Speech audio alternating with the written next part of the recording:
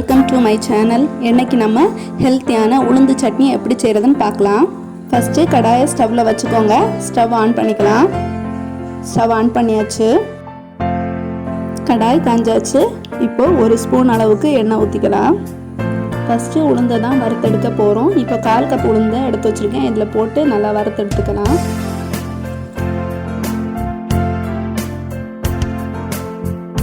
சிம்மில் வச்சு வருங்க, இல்லைன்னா கரிஞ்சு போயிடும்.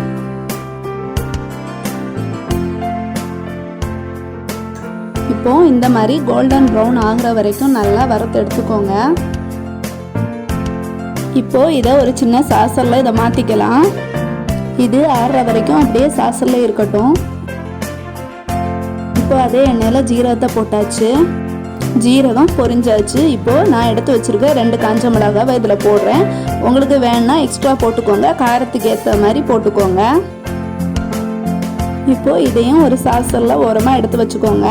இப்போது அதே கடாயிலே 10 சின்ன வெங்காயம் போட்டு வதக்கி எடுத்துக்கோங்க.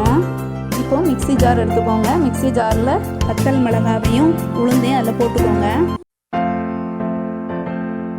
இந்த அளவுக்கு தேங்காய் எடுத்துக்கோங்க. வதக்கின வெங்காயத்தையும் இப்போ இதில் சேர்த்துக்கலாம். இப்போ இதை கிரைண்ட் பண்ணிட்டு வந்துடலாம். இந்த அளவுக்கு அரைச்ச பிறகு கொஞ்சோண்டு தண்ணி ஆட் பண்ணிக்கலாம். இப்போ இந்த மாதிரி அரைச்சாச்சு. இப்போ அதே கடாயிலேயே 1 ஸ்பூன் எண்ணெய் ஊற்றிக்கோங்க. இப்போ தாளிக்க தேவையான அளவு கடுகு போட்டுக்கோங்க. இப்போ இது கூட 1/2 ஸ்பூன் உளுந்து போட்டுக்கலாம். இப்போ இது கூட 2 காஞ்ச மிளகாய் கிள்ளி போட்டுக்கலாம்.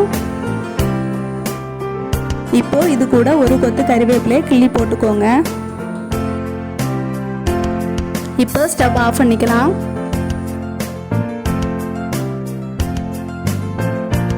இப்போ தாளிச்சு வச்சிருக்கத சட்னி மேலே ஊற்றிக்கலாம்.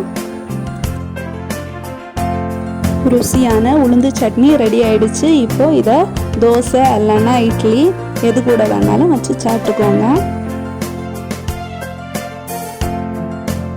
நீங்கள் வீடியோ வாட்ச் பண்ணதுக்கு தேங்க்யூ ஃப்ரெண்ட்ஸ்.